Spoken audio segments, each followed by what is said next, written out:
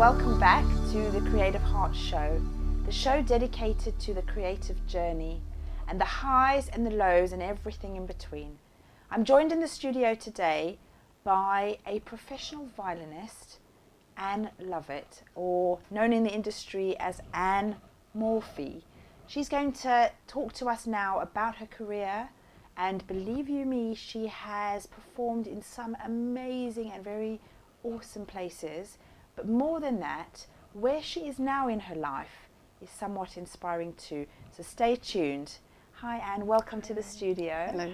How are you today? Very well, thank you. Lovely. It's so lovely to have you here. Thank you. I guess a really good place to start, because although you are a violinist and you are working professionally, you have another passion as well, which we'll talk about in a moment. So in terms of you and creativity, can we start by checking, what does creativity actually mean to you?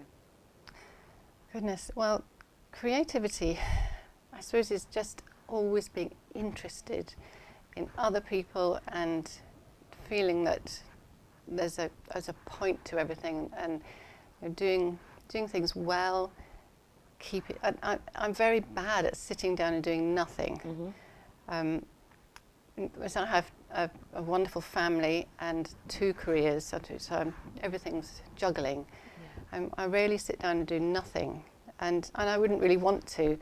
Even if I'm just out in the garden messing about with everything out there, trying to cook for the children or anything at all, I try and involve them, and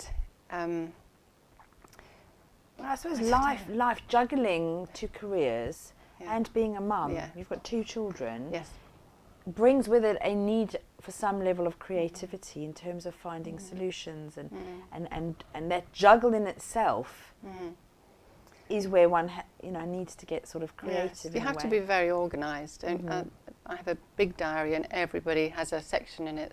Myself and my husband and my children, and I mean every working mum, I think, knows the pitfalls and the highs and lows of just the organisation of family life. But when you're trying to, to be honest, my very first motivation is my children and my family. And my family mean absolutely everything to me. I have a wonderful family, great kids and husband, and my father, my sister.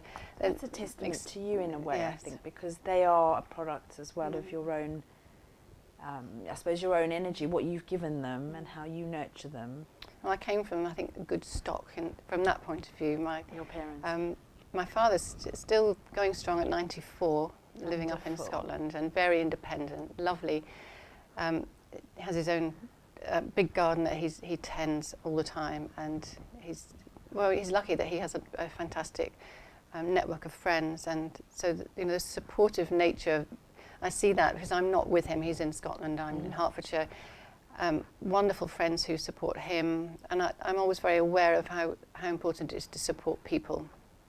And I'm sorry, I just wanted to kind of go back ever so slightly. You were talking about that your family is everything to you and your big motivation, but of course you started as a musician pre-family, didn't you? Oh, yes. How did you get Yes. into the violin? Because that is quite a skill, isn't it? To be honest, I was a bit of a reluctant beginner. And my sister was the really musical child in the family, and she was very, very gifted as a child. And in those days, it was quite something if you had a gifted child and you could get them to a school of music. And my sister went to Chetham's School of Music, which unfortunately has been in the headlines for all the wrong reasons recently. But I followed her there. It was very much I followed in her footsteps. I wasn't anything like as gifted as her, but still aren't. And I was excited to go, whereas she was the first to go, and it was difficult for her to leave Scotland and go all the way to Manchester to school, to a boarding school. And I think that it's a huge learning curve as a child when you have to leave your family at that age. And actually having done it, it's not something I could do with my children. I think I value, especially now that they're 11 and 14, they're coming into proper puberty and a time when I think children need an immense amount of support. So were you at boarding school for I your was. music? For your music? Yes, for 7 years. Most of the children were musicians at that time. In that school? Yes. So quite a hothouse kind of atmosphere. And I was lucky, I think, because I wasn't, particularly gifted. I was one of the working ones at the back of the orchestra, and I'm more of an observer, which ties nicely through to my other job, where I'm very much an observer, but I think we'll come to that later. Yeah. But so I got through school very happily, went on to York University, and had a wonderful violin teacher there, Christopher Rowland from the Fitzwilliam String Quartet, who was an absolute inspiration to me, a really very, very passionate musician. And he really instilled in me woke up perhaps in me a total love of music. And he was the first teacher who said, right, you've had all this tuition, now go out and find something that you feel is in your heart, is yours, that you want to learn. And that's a great thing to do to a child, is to say, right, now you've got the tools, away you go, you're free, do something that means something to you. Well, I think you've touched on something that's quite crucial to the creative process in a sense. Often we get so caught up in the technical aspects, Yes. and especially if it's a career and you're working in your creative art, that you don't often just say, go, be free, do what you want to do. And I think that your teacher did something amazing then. I wish that more teachers would do that. And that is the ultimate art of teaching, is to let your students go. And it's a tremendous gift. It really is. And I'm very grateful to him. Sadly, he's no longer with us. But he was quite an exceptional man. And as were all the music staff at York University. They were really fantastic. Alan Hacker, Graham Treacher particularly, I remember as just being fabulous communicators with their instruments and with their teaching. Really inspiring. Yeah, wonderful, yes. It's interesting though, because you talk about being an observer, but when I think of your experience and almost your repertoire of where you've worked, I mean, you've worked with the Philharmonia and you're currently a member of the Michael Nyman Band. I'm not a member of the Nyman Band at the moment. Okay. I'll take you through the history, if you like, because please do, because you've also worked with the likes of Boyzone and Skunk and Nancy and West End Theatre shows. So would you mind? It would be really fascinating. But I just laugh. You're so humble by saying that you're an observer, and then I look at this repertoire and think, wow, if everyone got to do what you do by merely observing, you obviously sell yourself short. But do talk us through what you've done, because it's incredible. Well, when I left university, I did what most students or just post-student time do, which is to practice incredibly hard for auditions and do as many auditions as possible. And of course, you've no experience at that stage in life. And I was very lucky because I was given extra work, which is when a big orchestra, or any orchestra actually, just invites you in, sit at the back, and maybe some of the members are off, sick or on holiday, and there's unforeseen vacancies, and so people come in the back to make up the section, and it's a wonderful way to learn. Fantastic experience. I did that for 7 years with the Philharmonia, and it was a huge privilege. And it was also a real eye-opener, because it is such hard work sitting in a symphony orchestra full-time. I take my hat off to all the people who do it. They're underpaid, overworked. They never see their families enough. It's very long hours, isn't it? Very long hours, grueling schedules. The Philharmonia particularly, it tours a lot. So you have to be prepared to give up your life, actually, to be on the road. And in situations where you're not always terribly well looked after, you certainly don't, you're not looked after well at airports particularly, and travelling can just become exhausting, really exhausting. It's just flight after flight. How long were you doing the Philharmonia then? 7 years. 7, wow. Yes, off and on. And I loved it in some ways, but it also made me realise that wasn't what I wanted to do, and that I was not happy sitting at the back with really no responsibility. You just have to be part of the herd, and it's You just have to play on difficult. cue and do your thing, don't you? Yes, really? you have to just conform totally, and I'm not very good at that. It's interesting that you say that, because I suppose growing up through music, you kind of, everyone thinks that is the destination.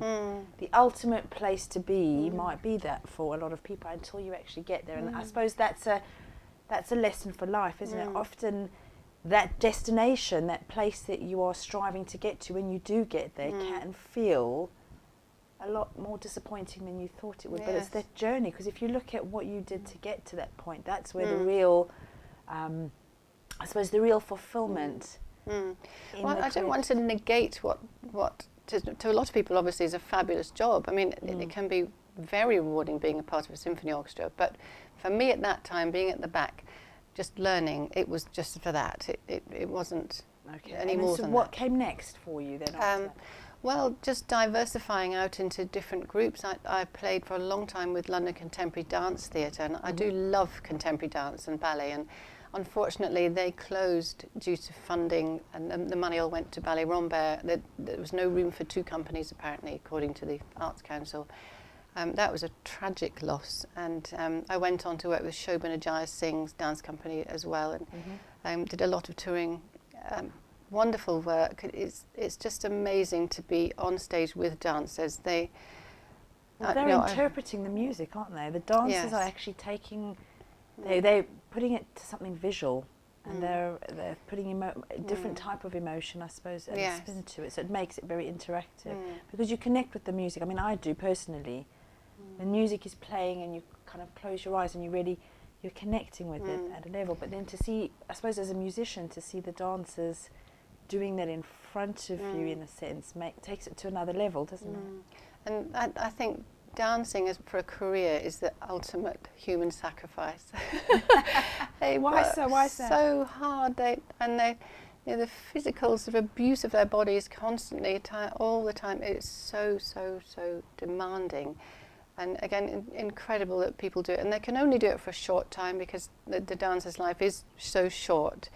I mean, playing an instrument is also physically demanding. It is, especially a violin. I'm sure you must have to go for massages and physio and things to balance out the you do, but of course all of that's very expensive. And I know a lot of players. Every player really should have some kind of physical therapy at least once a month. But that sometimes is not always. Do the bigger companies provide that sort of a service? That nobody does. Okay. No, they provide very little. So after the dance, where did you go from there? Well, I actually set up my own ensemble called Opus 20, which was with a conductor called Scott Stroman, who was teaching at the Guildhall School of Music. Because after university, I did 1 year at the Guildhall, doing a postgraduate year. And that was very rewarding. That was my first baby, having this small group of it's about 11 to 14 string players, and we were just dedicated to doing new commissions and 20th century at that time music, and doing it really, really well. We'd mostly met at college, so we were a close-knit group. We didn't mind putting in the hours like you do when you're young. You put in lots of extra time for nothing, but we honed a really special group. And I spent probably years worth of my life in front of a computer at that time, trying to get through Arts Council's funding forms and National Lottery funding forms, and it's an enormous battle actually to do all of that, to try and get something off the ground. Were you successful? Well, with some we of were it? successful to a degree in that we were quite well known at the time. We never really sort of rose to any international fame or anything like that. We did tour South America, and we did recordings. It says you'd have to constantly be selling. I think nowadays actually with the internet it would be easier. It's somewhat easier, but also the competition is much greater in a way because everybody's out there. But I suppose it's the promotional aspect that you had to do yourself. And I did all of that. Very, very grueling. Yes, I designed leaflets, and I booked the players, and in fact that led on to my sort of pop career, if you like, because I had this group that became quite well known, and two particular arrangers, Simon Hale and Richard Niles. And Richard Niles was known for doing the Grace Jones albums. He's a wonderful arranger. He lives in the States now. But he knew about my group, and so did Simon Hale, and they both said, actually, we'd like to use you because you're a functioning, homogenous group who play well together as a group. And at the time, the session world was more made up of lots of different leaders coming into the session who were all fantastic players, wonderful players, but they might not actually play well together. And that often happens in orchestras. In a section, it's so important to have a group of people who actually recognise the leader and play with the leader and make a sound together. And again, there's an aspect. That's what you were offering, that you were doing this. Well, we had a group that really had this lovely coherence, and so it was quite sought after. And then, yes, we did some soundtracks for the bands that you mentioned, Boyzone, Westlife, those sort of bands. But and how did you get those gigs? I don't know what you said, what you'd call it, those jobs.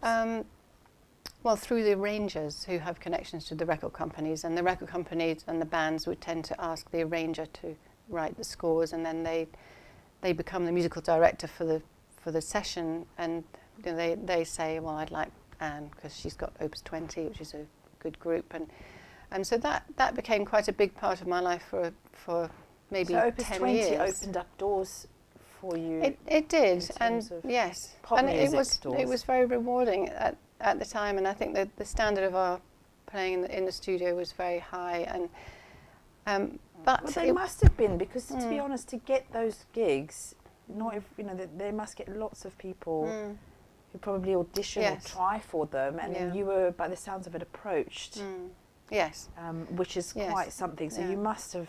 It was never something I sought to do, which is why it kind of died a death when I left the ensemble when I had my real babies. I put that baby to bed and gave it to someone else, and sort of moved on with my life. And I'd never been ambitious as to be a fixer. That was never something that entered my head, and it never would be. It fell into your lap. But it did fall into my lap for a time. And of all the bands and the kind of the pop industry that you worked in, was there a favourite? Oh yes, Skunk Anansie. Really? Why? Fantastic. Because Skin is such an incredible musician and a wonderful personality, and she's just phenomenal, and we had such exciting times on stage with her, and I loved it, absolutely loved it. And when I was a child, and when I was a teenager, I was really, really listening to a lot of Hendrix and a lot of the things I shouldn't have been listening to, because I was supposed to be a good little classical violinist, but actually I loved rock music, heavy rock music, and that was sort of really in my heart. And so to be on stage with Skunk Anansie and the fantastic band that she had, Skin had, was really exciting, wonderful. But you can only really do that when you're young and beautiful. As string players nowadays, you see them on the television, you see these in those red gowns, 20 blondes, and they're all sort of 18 or something. No, that time I'm quite gracefully let that go now. I'm, the age I am, that I've done that. It was very exciting. And do you get to, what's the word? I mean, I'm not a musician, and I've never played in a band, as much as I admire the talent and the skill. So my jargon is a bit off. But do you get to jam with them whilst you're there? Is there just some organic stuff that happens, or do you get your sheet music and you play what you have to play, or is there that kind of the artistic or creative connections? Does that happen as well when you're playing at that level? It can do. Nowadays it tends to be very controlled. You'll have an MD conducting, and all the arranging is done, and you just have to play the notes and sort of do as you're told, and it's less of a creative job, I suppose, than I think when I did Skunk Anansie.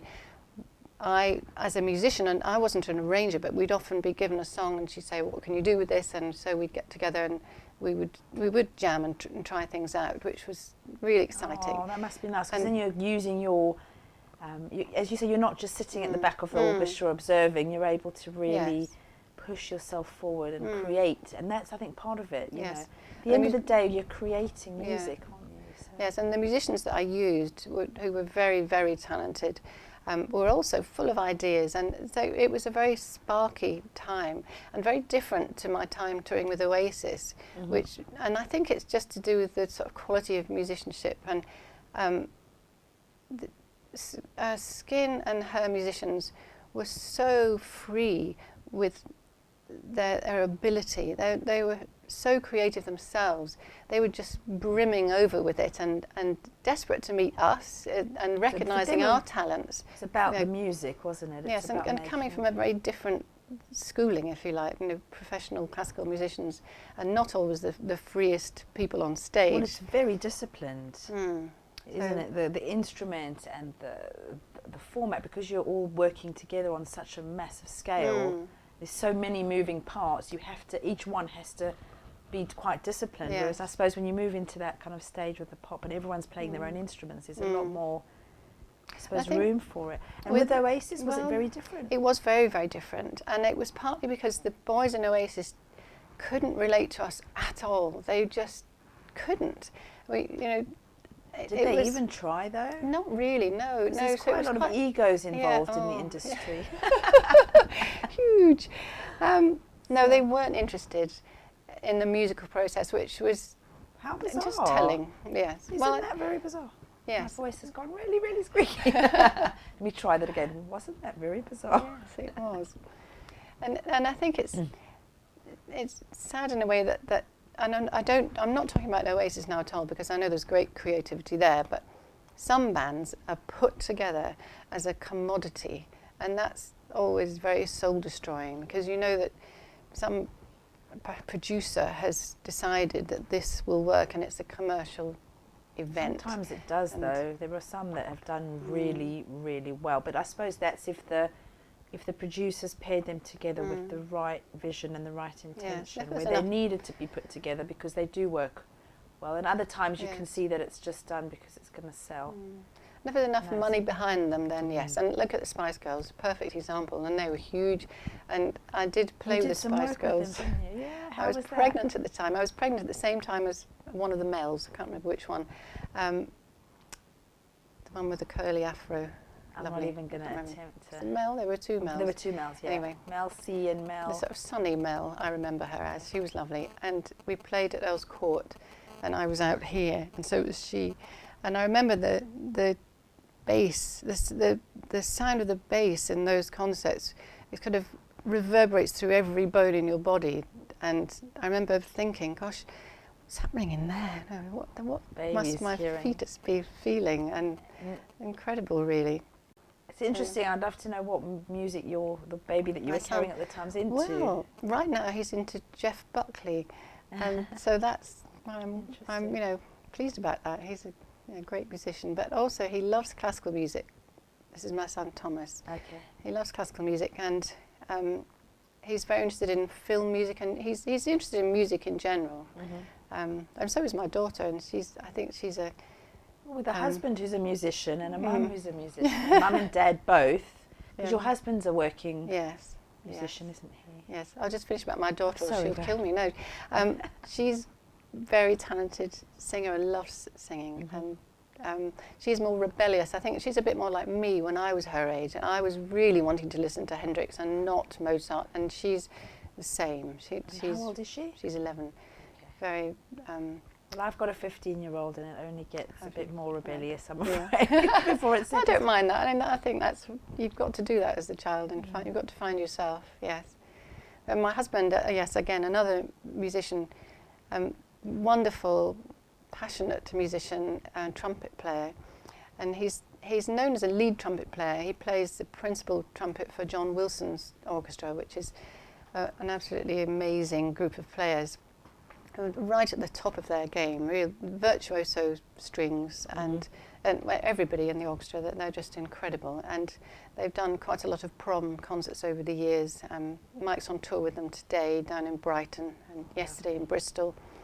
So they're doing a UK tour at the moment. And John Wilson has brought to life music that was literally buried after the MGM Hollywood era came to a close. They didn't think there was any value in keeping the scores, and there's some incredible scores. Arrangers like Conrad Salinger wonderful, wonderful music, which was just not considered important enough to keep. And John has an incredible ear, and he has incredible love for that whole period of music, and he's literally taken down hours and hours of painstaking work, taken down these scores, and the orchestra now performs them, and it's fantastic. And Mike, as the lead trumpet player, is a great inspiration as a musician to me, and I know to a lot of other people. He teaches a lot too at the Royal College and the Royal Academy of Music, and yeah, he's a really good influence, I think, in many ways, apart from the fact that his job, of course, takes him away too much, and that's key to my change in career, which we'll probably come to. Absolutely. So you had your children. I mean, it's no surprise that the kids are heavily into music then, with his passion and both of your paths, and that's lovely to hear. But it's also beautiful that you chose to go down a different route when you had your son. And how old's your son now? Yes, he's 14. And when I met my husband, which was late in life really, and you know, I was a geriatric mum at 39 when I had my son and 41 when I had my daughter. I felt so lucky to actually be able to have children at that age, at that time in my life, when I'd met Mike on a Michael Nyman Band tour. I was in the Michael Nyman Band for 10 years. The Nyman Band was a great fun time in my life. I toured constantly with them, and it was really fantastic. But it took me out of the house all the time, which was fine because I was single and I was happy to be in hotel after hotel, and didn't. Sometimes you don't even know. Is it as glamorous as they say? Oh, no. As it is for a while until it's not anymore. Well, it was better with him than it was with the symphony orchestras, because he paid properly, and that was, you always felt that you were being looked after well.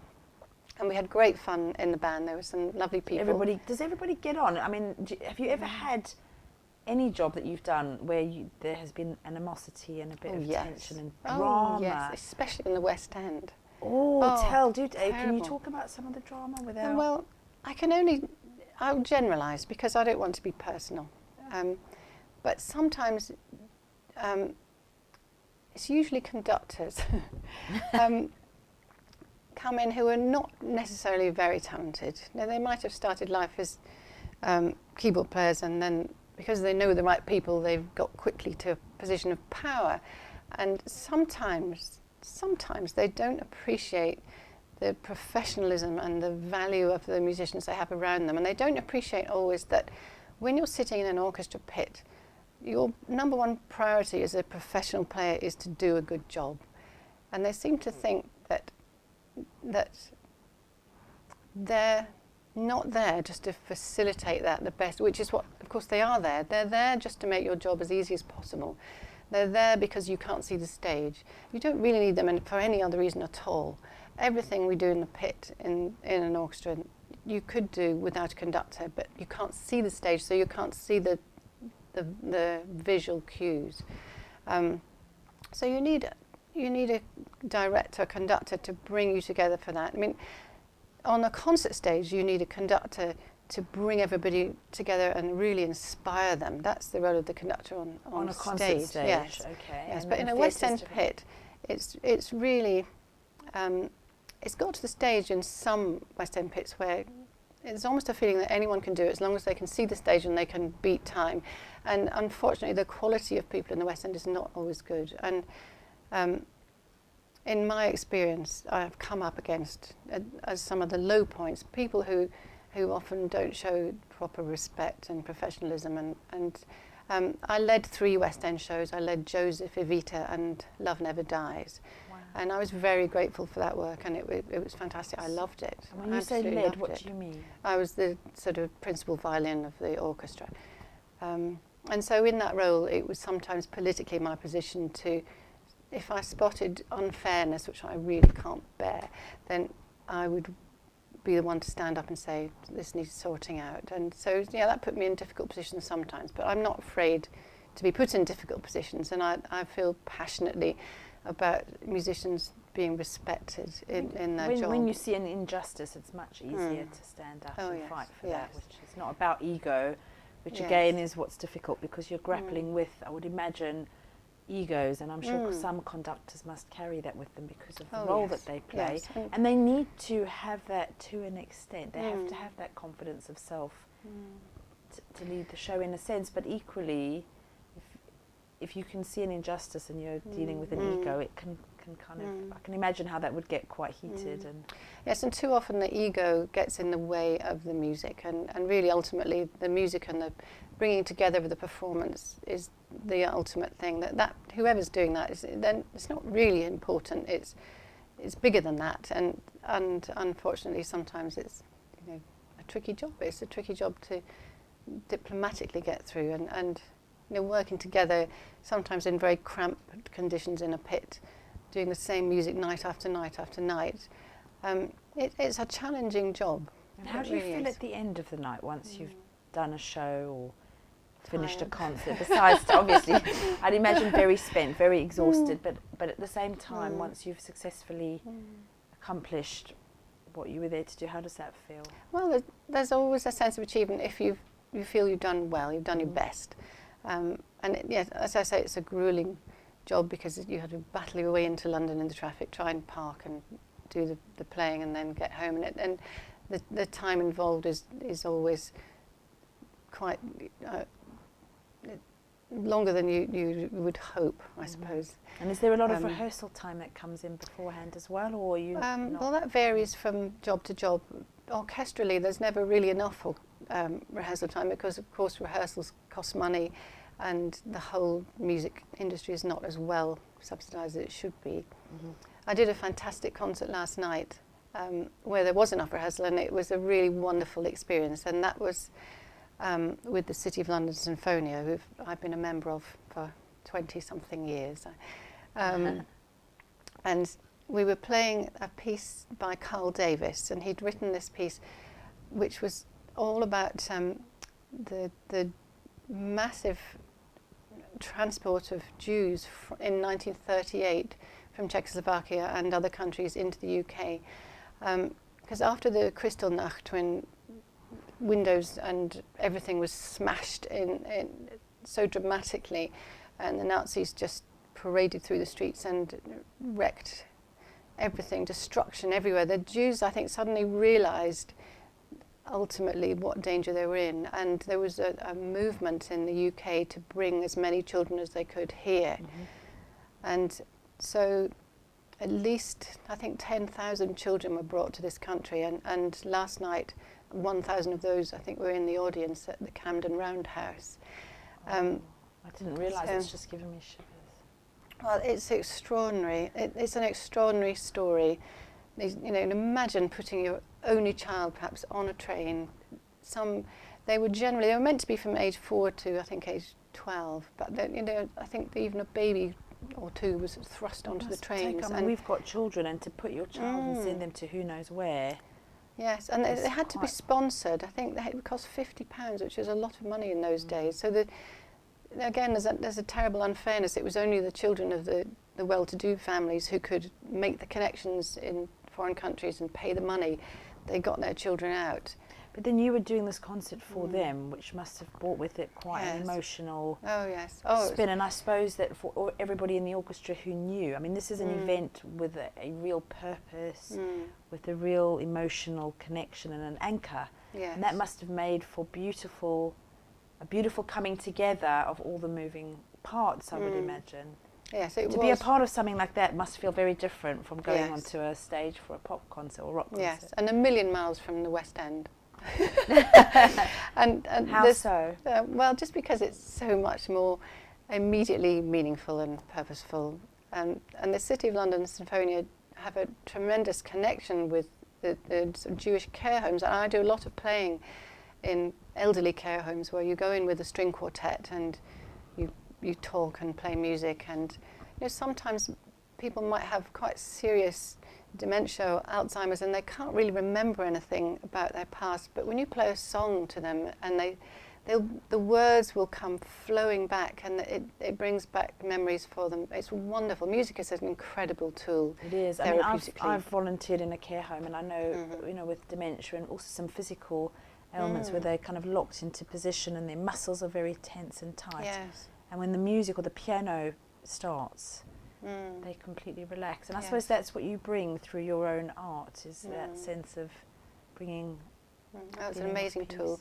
And the same orchestra again. Tomorrow I'm going into the Evelina Children's Hospital in Westminster in St Thomas's, and the following day into the hospital, the big hospital, UCHL at Euston. And we're going in again to do ward rounds. Just 2 musicians will be travelling the wards, and the teaching staff, because there is a teaching unit in all these hospitals because so many children are in for such a long time, and those staff will identify the children that they think will most benefit from hearing music, and will go up to their beds. Sometimes we play with gowns and latex gloves and masks, and you're playing the violin with a gloved hand. Does it work? Because you have, it does work, yes. Okay.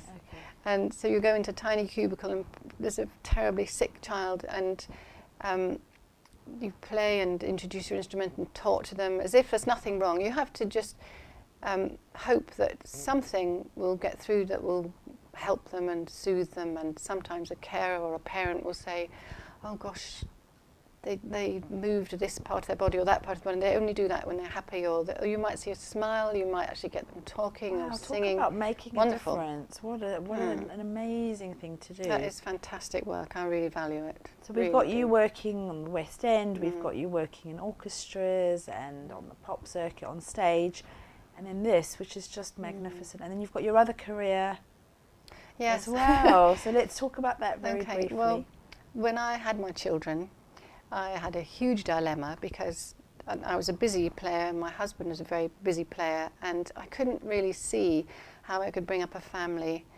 and give my children what I know they really needed, which was a proper mum to be there as much as possible. You never want to completely get rid of a kind of vocational career, because it's almost impossible. It'd be like cutting a limb off to go, well, I'll never do that again. And it is possible to make it work. But I didn't think I could make it work well enough, and I was actively trying to think of other things I could do. So I'd been a great advocate of using homeopathy when I was pregnant, and discovered that it was really fantastic for me. I had great results when I was pregnant. I had a wonderful homeopath who was very skilled, and I highly respected Jane Gathercole. Very, very, very good homeopath, and she inspired me, I suppose. I just thought, this is something I want to know more about, and I was reading all the time, reading. And how long did that take you to qualify? Well, I studied for 4 years. I was in the West End playing Joseph, and I'd have all around my feet, I would have medical books of all sorts. Really? While I must playing? say, yeah. Well, not while I was playing. I was going to say, that's a bit... there would be a number where I had nothing to do, and some players might take a book out and read if they've got 10 minutes when there's just dialogue on stage. I would be picking up my books, and because I might have an exam the next day, and so I went down to Thames Valley University and studied there. It was absolutely incredible, really hard. I think most nights I stayed up till 3 in the morning and studied, and then I might have done a show, then I would work at the computer, then I'd get up. 2 children under 5 at that time. So it was very grueling. Wow. But also very stimulating, and I suppose I was just hyper mood going through it all. It was That's the real amazing. nitty-gritty of, I think, the creative journey anyway, because you didn't get out of doing the music, being a violinist and playing for yourself. You were doing it for your children, and look at what you managed to accomplish whilst playing, whilst juggling children and a family. You managed to achieve that, and I know it's very intense. Homeopathy is all about the botany, isn't it? The plant names and combinations and understanding viruses and conditions, because that's the root of the remedy is in the well, is in the homeopathy thing is itself. really about understanding people, and I suppose now that I've been qualified for some time and I'm in practice and I'm still playing the violin, I'm still a working musician, but it takes a sort of an equal role, really. But yeah, homeopathy is so much about finding the essence of the person, and I think a good way to explain it in terms of how you prescribe for someone is, if I had maybe 3 children in front of me who all had measles, I wouldn't be going, all right, here's the measles remedy, take that, that'll help you, itchy spots, whatever. But I would be looking at those 3 children and looking at how they were being ill, and they would all be very different. One, for example, one might be, the fever might be the most obvious symptom. They might be burning hot, bulging eyes, hallucinating, absolutely, the heat, the initial thing. They might be very restless. And I would be thinking of one particular remedy for them. Another child might be absolutely not wanting to be touched and just leave me alone. And another child might be very clingy and very weepy and want its mother. And I've found over the years that people are often ill in the same kind of way all through their lives. So your body's response to illness is often emotionally the same one, and that's a fantastic indicator as to what remedy they need. They all needed different remedies because the bigger picture, if you like, of their illness has to include the emotional as well as the physical entity, if you like. It has to include everything, otherwise it won't work. Do you think, I mean, obviously given that we're a show about creativity, but creativity is very wide, it's not just about the arts. Do you see homeopathy as a creative, I mean, would you call it creative in terms of a complementary therapy? Because I have to be honest that whenever I've needed to speak to a homeopath, I would call it creative, because they never just take any one specific thing. As you say, it's not just, okay, I'm going to give you antibiotics for X. You can't do that. You have to look at the whole person, and you've got to call on your intuition and various other things. Yes. So that's my own opinion, but obviously you're a working, practicing homeopath. Is it a creative alternative therapy? Yeah, well, you've put it really well, actually. And it is very creative and very intuitive. And the key is to take on board everything you've learned. But then when someone comes to see you, you have to put everything aside as to what your expectations might be. And the big key words are that you have to be an unprejudiced observer. So not make opinions about what people might be thinking or how they might look. You know, you just have to take the whole picture of everything that they bring into the room, and you don't get in the way. You don't prompt them with questions leading them down a path that you might have chosen. You absolutely leave the room open to the person to bring their problems in. And you know, very occasionally people come in and they manage to talk about things that they've never spoken about before, and that is an immense privilege. And to be able to give someone the calm and reassuring space to do that is a very healing process in itself. I mean, it sounds incredible, and I think from the sound of it, you're amazing at what you do. Well, I love what I do, and I'm passionate about it. The most creative thing about homeopathy is the openness, and I'm like a receptacle to whatever the patient has to offer. I'm there to support that person through their learning. You very rightly talk about antibiotics.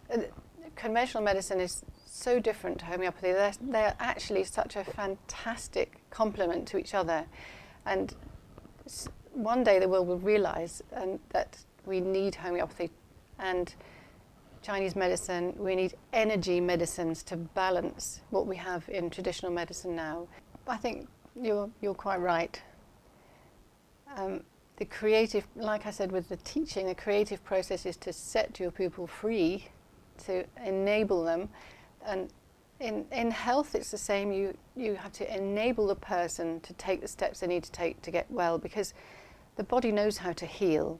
Medicine doesn't really know how to heal. Medicine can prompt healing. Antibiotics can give the body a space and give the body time to begin the process of healing.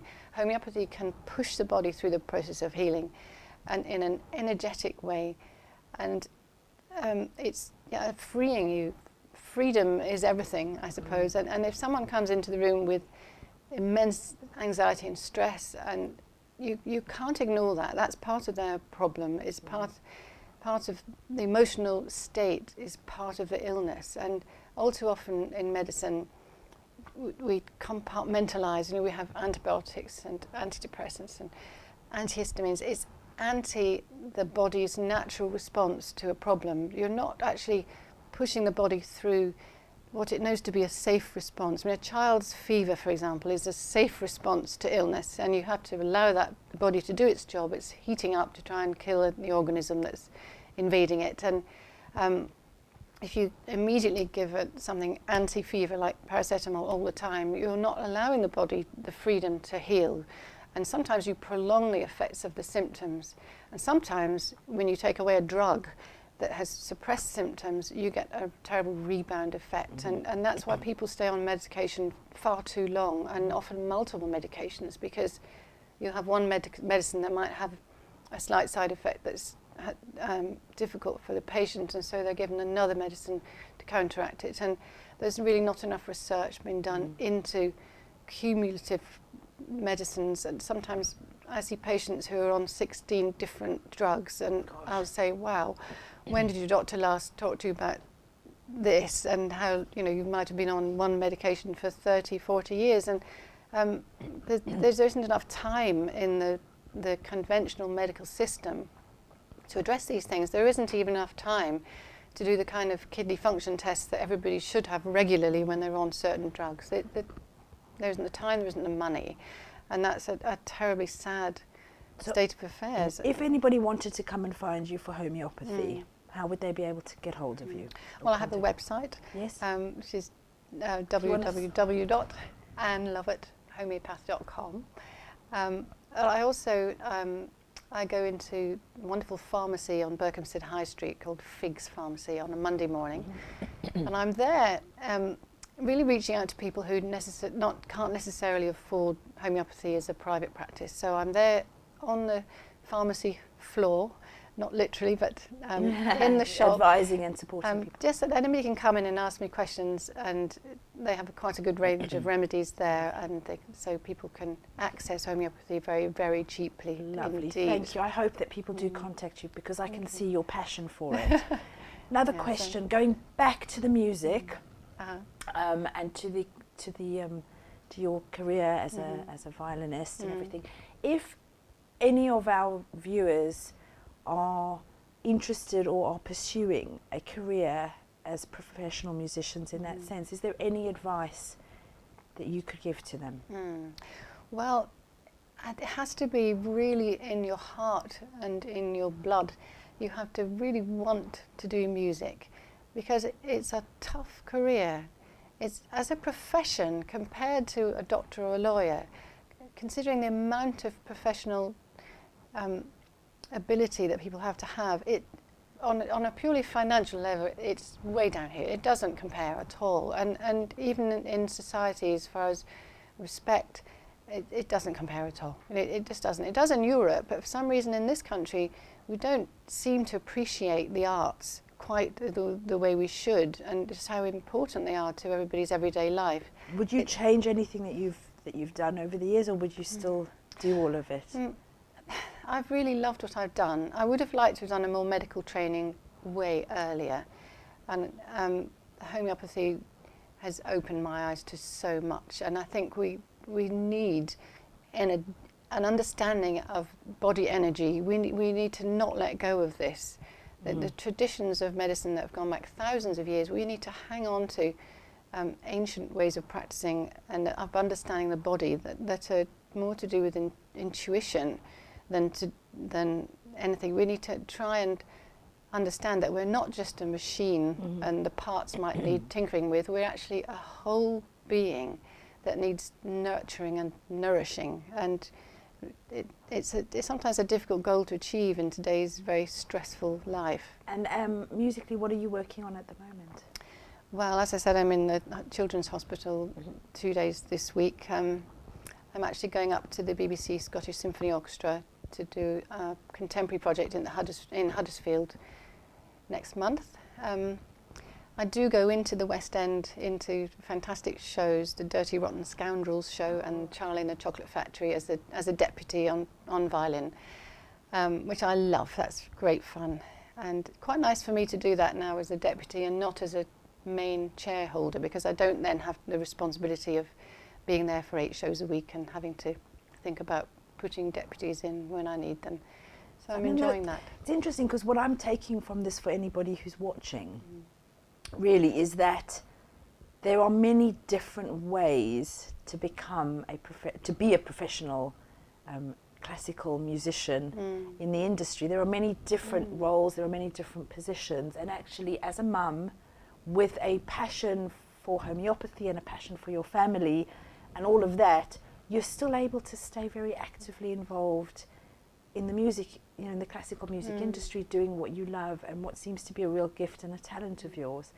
So I take great comfort from that, in that you've got a very diverse and very varied package that is Anne. Yes, that's wonderful. So. We've actually reached the end of the episode already. It's been such a privilege to actually meet with you and to see your many passions, and thank you so much for coming in today. Thank you. Thanks. You've been watching the Creative Heart Show with me, Ronit Gerber, and Anne Lovatt. It's been a real insight into how somebody can actually juggle a career, a family, and a passion. Do stay tuned, and remember to contact us and stay connected via our Facebook group, on Twitter and on LinkedIn. We'd love to hear from you at Creative Hearts, and I'll see you in the next episode. Take care.